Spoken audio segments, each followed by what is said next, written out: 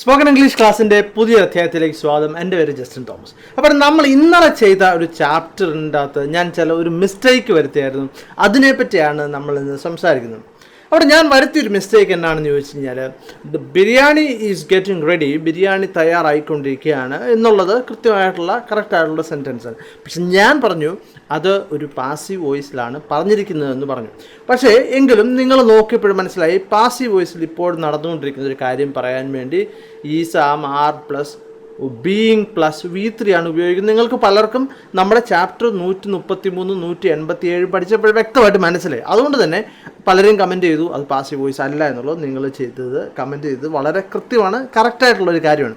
അപ്പോൾ അത് passive voice അല്ലായിരുന്നു. നമ്മൾ ഇപ്പോൾ ഉദാഹരണം പറയുകയാണെങ്കിൽ ഞാൻ വേറൊരു ഉദാഹരണം എടുക്കുകയാണ്.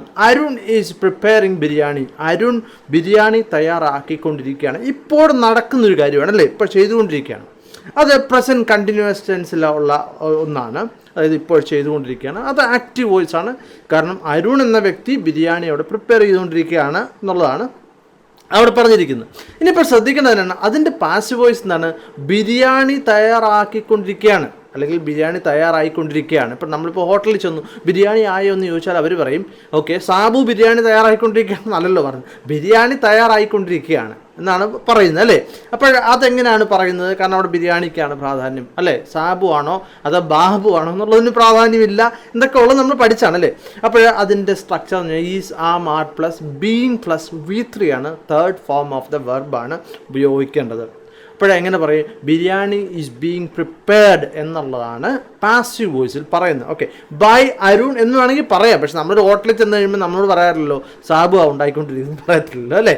അപ്പോൾ അതാണ് ശരി. എന്താണ്, ബിരിയാണി ഈസ് ബീയിങ് പ്രിപ്പയർഡ് എന്ന് മാത്രം പറയാം, അതാണ് പാസീവ് വോയിസ്. അപ്പോൾ ഞാൻ മുമ്പേ ഇത് പാസീവ് വോയിസ് ആണെന്ന് പറഞ്ഞത് തെറ്റാണ്, സെൻറ്റൻസ് തെറ്റാണെന്നല്ല, പാസീവ് വോയിസ് ആണെന്ന് പറഞ്ഞത് തെറ്റാണ്, സമ്മതിക്കുന്നു. ഓക്കെ, അതിനിപ്പോൾ മറ്റ് 2-3 എക്സാമ്പിളും കൂടെ നോക്കാം. I am reading a book. ഞാനൊരു ബുക്ക് വായിച്ചുകൊണ്ടിരിക്കുകയാണ് അല്ലേ. A book is being read അല്ലെങ്കിൽ being read by me.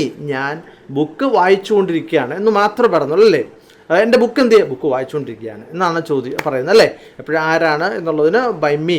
Okay, I ആണ് ബൈ മീ എന്ന് പറഞ്ഞിരിക്കുന്നത്. ഓക്കെ, ഇനി ശ്രദ്ധിക്കുക, റീഡ്, റെഡ് അല്ലേ, അതാണ് V1, V2, V3. അതിന് മൂന്നും എഴുതുന്ന ഒരുപോലെ ആണെങ്കിലും പറയുന്ന ഒരുപോലെ അല്ല എന്നുള്ളത് നമ്മൾ പഠിച്ചതാണ്. ഓക്കെ, ഇനി ആശാരി ഒരു കസേര ഉണ്ടാക്കിക്കൊണ്ടിരിക്കുകയാണ് എന്നെങ്ങനെ പറയും, the carpenter is making a chair. ഉണ്ടാക്കിക്കൊണ്ടിരിക്കുകയാണ് അല്ലേ. ഇനി ഒരു കസേര ഉണ്ടാക്കിക്കൊണ്ടിരിക്കുകയാണ് എന്ന് പറയുന്നു. ആശാരി നമുക്ക് വേണമെങ്കിൽ പറയാമല്ലേ, പക്ഷേ കസേരയ്ക്കാണ് അവിടെ പ്രാധാന്യമെങ്കിൽ ഒരു കസേര ഉണ്ടായിക്കൊണ്ടിരിക്കുകയാണ്. അവിടെ എങ്ങനെ പറയാൻ പറ്റും, a chair is being made. മെയ്ക്കിൻ്റെ V3 ആണ്, മെയ്ഡ് അല്ലേ. ഇനിയിപ്പോഴ് ബൈ ദ കാർപ്പൻ്റർ എന്ന് വേണമെങ്കിൽ നിങ്ങൾക്ക് പറയാം, പക്ഷേ അതിൻ്റെ ആവശ്യമില്ല അല്ലേ. മിക്കപ്പോഴും പാസീവ് വോയിസ് ആരാണ് ചെയ്തതെന്ന് പ്രാധാന്യമില്ലാത്തപ്പോഴല്ലേ, അത് വലിയ കാര്യമില്ലാത്തപ്പോഴാണ് നമ്മൾ പാസീവ് വോയിസ് ഉപയോഗിക്കുന്നത് അല്ലേ.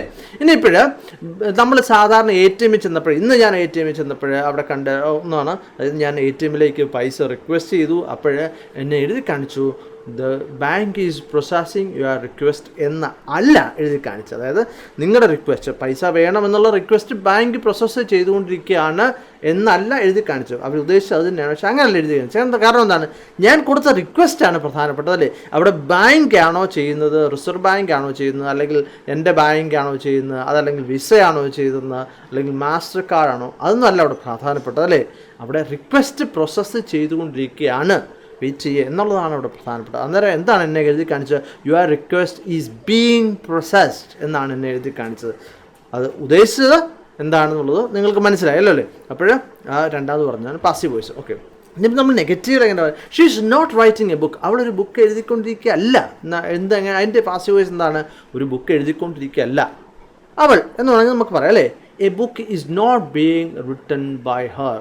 A book is not being, അവിടെ നോട്ട് വന്നതുകൊണ്ടാണ് ഇവിടെ നമ്മൾ നോട്ട് ആഡ് ചെയ്തത്. ബീയിങ് റിട്ടൺ, റൈറ്റിൻ്റെ V3 ആണ്, റൈറ്റ്, റോട്ട്, റിട്ടൺ അല്ലേ. ഇനിയിപ്പോൾ നിങ്ങൾ പാസീവ് വോയിസും ആക്റ്റീവ് വോയിസും ഒക്കെ പഠിക്കേണ്ട ചാപ്റ്റർ ഏതാണെന്നുള്ളത് നിങ്ങൾക്കറിയാം. 133, 187 നമ്മൾ വളരെ വിശദമായിട്ട് അതിനെപ്പറ്റി സംസാരിച്ചാണ് നിങ്ങൾ പഠിക്കുക. അപ്പോൾ ഇന്നലത്തെ സെൻറ്റൻസിൽ ഞാനത് പാസീവ് വോയിസ് ആണെന്ന് പറഞ്ഞത് എൻ്റെ മിസ്റ്റേക്കാണ്, ഞാൻ ക്ഷമ ചോദിക്കുന്നു. അപ്പോൾ നിങ്ങൾക്ക് ഇഷ്ടപ്പെട്ടെങ്കിൽ ലൈക്ക് ചെയ്യുക, ഇഷ്ടപ്പെട്ടില്ലെങ്കിൽ ഡിസ്ലൈക്ക് ചെയ്യുക. മറ്റൊരു വീഡിയോ ആയിട്ട് വീണ്ടും കാണാം. Thank you very much for watching and God bless you.